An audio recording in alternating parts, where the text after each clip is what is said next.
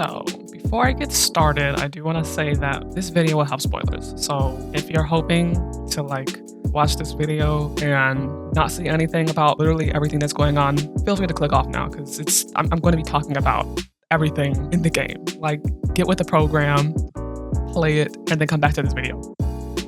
So, people keep saying the campaign feels slow in the beginning. I don't agree. I don't think it feels slow. I think it feels perfectly fine, perfectly normal, especially after seeing the story they told. One of my main gripes about Prismatic was just how awful it felt on Hunter. The reason I don't like base Prismatic for Hunters because the grenade is garbage. I don't know how you people do that shit. The fucking trip mine nonsense, it doesn't vibe with my brain. I don't understand it. I hate it. And the fact that the grenade that I can't change for Prismatic is a trip mine, please just fucking throw that shit in the garbage. It's ass. I would have been better not having that in my life. Literally, one of the missions, there's these big taken blight things. My fiance, he just hops in there. He's like, so literally what I'm doing is I'm literally just going in there, dropping the prismatic grenade and dipping. But cause I have a trip mine that needs to stick to something and then do fucking damage in a horizontal direction. It's not gonna work for me. I would try to throw my grenade. It would hit no one. And I'm just sitting there well, fuck. Now I have to use my gun and actually be good at the game instead of chucking a grenade and running away like everyone else. And it was just a horrible, horrible experience for me. I haven't even tried the Titan class yet, but the fucking Warlock one is great. I mean, you have two amazing things. You've got cold and you've got dark. You got a void that freaking freezes things, it sucks things in, and then implodes. That's fucking cool. I don't even know what the fucking Titans have, but who cares about Titans? And I demand a redo on that grenade. Moving on.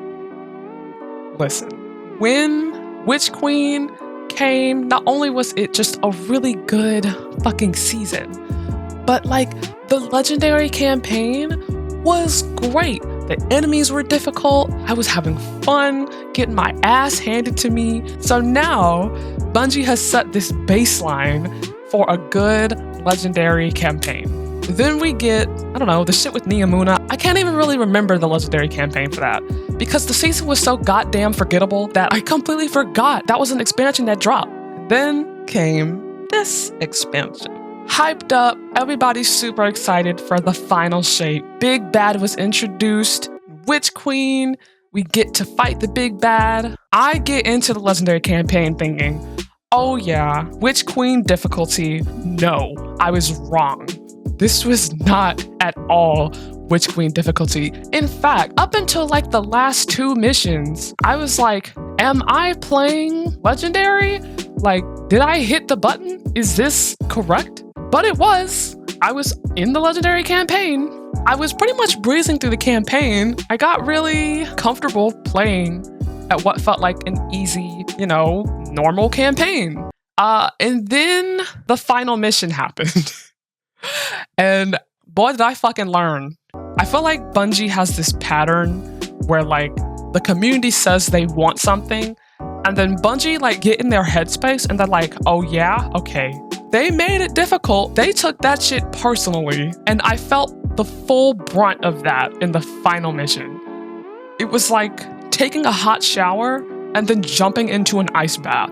And so from me going from what felt like a normal or easy campaign to the very last mission being balls to the wall insane, I was just, it was a hell of a time. I'll tell you that. That's all I'm gonna say about that. Oh, hell no! Hell no! Oh my god! The Witness was cool though. Seeing him up close, I had just found a video talking about how tall the Witness is, and man, that motherfucker is tall. It was funny too because I watched that video before actually laying eyes on the Witness up close. I was thinking to myself before this encounter, oh, there's no way he's 10 feet tall. And then I got in the encounter and I was like, that motherfucker is 10 feet tall. It was hilarious. I fucking loved it. He looks cool. He's got the drip. Like, imagine coming together as a collective and just having fashion sense. That's this fucker. Like, this guy is insane. Honestly, I love the Witness as a character because he's just so stoic. Like, I don't know, like you only get his eyes. You know, you don't get to see a lot of his face because, you know, emotion. But his fucking monobrow and his eyes tells me everything I need to know.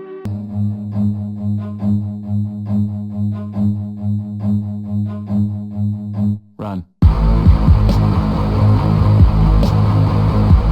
Honestly, he is very threatening. He's very threatening as an enemy, and I absolutely love that. I love how he's written. I love his voice. I love the fact that he wears black, because honestly, me, you, same. But he's great. Outside of that, the new enemies he has graced me with are... how do I say this? When Bungie went and did that Vidoc and showed us all the new cool enemy types and everything, I was like, this is gonna be great, you know? This is the first time we actually got a fucking new enemy type in a long time. I was super pumped to have them here. Man, I hate these fucking guys. I hate them. I hate them very much. I mean, yeah, they look cool and everything, but also they kick my ass. Let's start with probably what I would say is the most annoying enemy type are the Husks.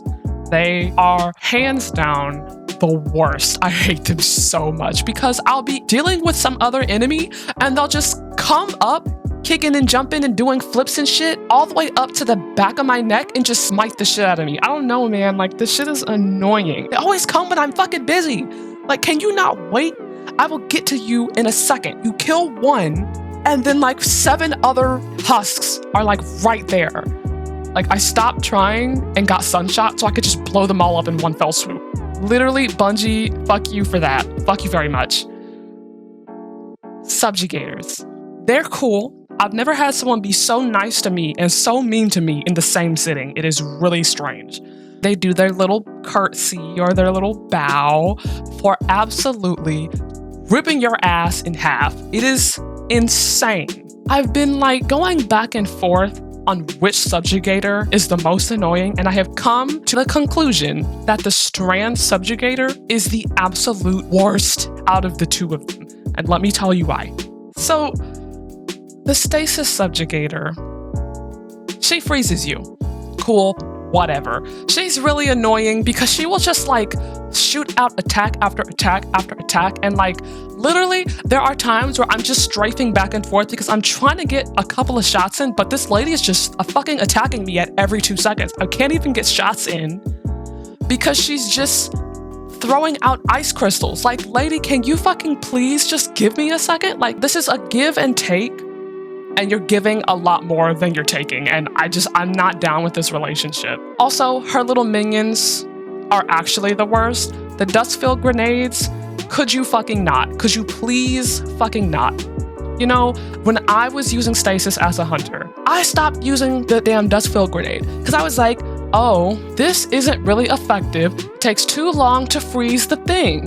Why is it that I am experiencing the effect of the dust-filled grenade in much higher potency, it seems? I don't quite understand what's happening. Being on the opposite end of this grenade, I now realize I made a horrible, horrible miscalculation when I said they didn't work, because they fucking work, and I'm just too stupid to know how to use them, obviously. To the Strand subjugator.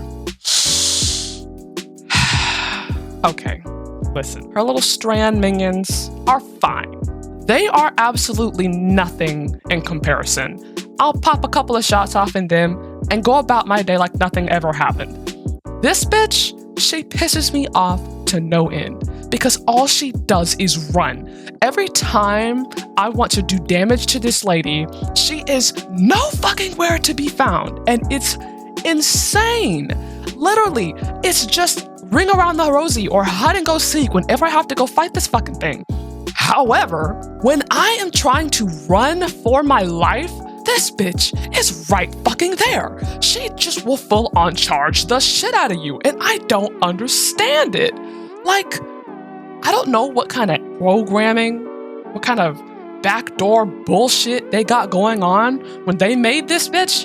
Whoever that was, pulled them from their desk and kicked them out the door, because why is she so goddamn smart? Why is her AI so goddamn smart? And the other fucking subjugator isn't even like that. The other one might hide, which that is a gripe in itself in the final mission, because when I try to do DPS on her in the little, like, the big witness attack phase where he's throwing out all these fucking things and you have to use Aegis to block everything, I want to shoot the frost bitch and she's gone somewhere else. I'm sure they programmed her to hide somewhere, because there's no way that she's doing that every time just by happenstance. But this Strand subjugator, when I want you here, you're never here. And when I don't want you here, you're in my way. I can't get to where I'm trying to get to because you're right there on it and you won't fucking move. And don't get me started on her attack, because literally, she will send out those damn strand, weave, whatever the fucks, in the most inconvenient time. Like, I'm just bad at the game, obviously. I'm obviously just bad at the game. Zavala needs therapy.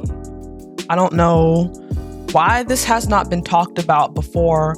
I know Ikora or somebody behind the scenes, shit, Crow even, they gotta be hitting his ass up with some therapy or like some BetterHelp advertisements or something. I know they got like a Vanguard program or something, because ain't no fucking way that they not getting this man the help he needs. I do want to say I was a little nervous for the new voice actor. He's taking on such a big role, and I mean, honestly, in my opinion, Keith is probably the best choice they could have made.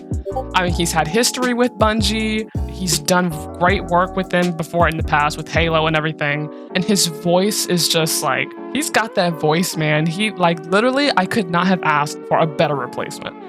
With that being said, I mean, Lance's absence, like, I felt that. I did. I felt that hard. However, I will say that his performance is absolutely on par with Zavala's current mental state. His voice, how, like, his inflections, it just really fits Zavala's character at this point in the story. And I think it's a good place to start him at. This is the best way to get the player base, I guess, like, acclimated to him. And I think if Zavala ever gets happier, we'll be like, yeah, he fits, because he fits in his lowest point. And, you know, by that time, we'll already be accustomed to him. So I'm not sure if that makes sense, but I think it makes sense, and that's the best way I can explain it. All right, closing things up, class items, so here's the thing about at least the Hunter class item. It's fucking up my entire outfit. It's fucking up all of my outfits. Let me tell you what I like in a cloak. In a cloak, what I like is volume. I like volume at the top and, you know, a little bit of like straight or flare at the sides. Just a little bit, not too much, okay? I don't want to look flat-headed is what I'm saying. I don't want to look like some baby doll that somebody just like stuffed in a closet and then took out and they're like, oh, fuck, you're fucked up. Like, I don't want that. And that is exactly what the fuck they gave me. Like, come on, man. Why is it that my class item had to be such an important piece of my attire that you had to fuck this up like this? All things considered, I guess it doesn't look that bad. I can still kind of work it, I guess. But it's not my look, man. It's not my look. It's part of the reason why I'm not wearing that shit for the video right now, because I'm not willing to change my style to draw less attention to the top of my head. So take that as you will. All in all, I gotta say, I loved Final Shape. I waited 8 years for this moment. 8 years. I was not a Year 1 Destiny 2 player. In fact, I was playing Destiny 1 when Destiny 2 came out. But this was great. I would be lying if I said I didn't cry at multiple points during this campaign, because that would be a lie and God strike me down. Because I like... it was just good. The cutscenes were great. The voice acting was great. I always think to myself, you know, like Bungie cutscenes, they just get better and better and better. But I was just telling somebody the other day that I'm not even sure that I can say that, because they just always have had a level of quality that I just like, they always look great. Bungie knows how to make a cutscene. They know how to make a trailer. They're fucking good at that. They're good at this.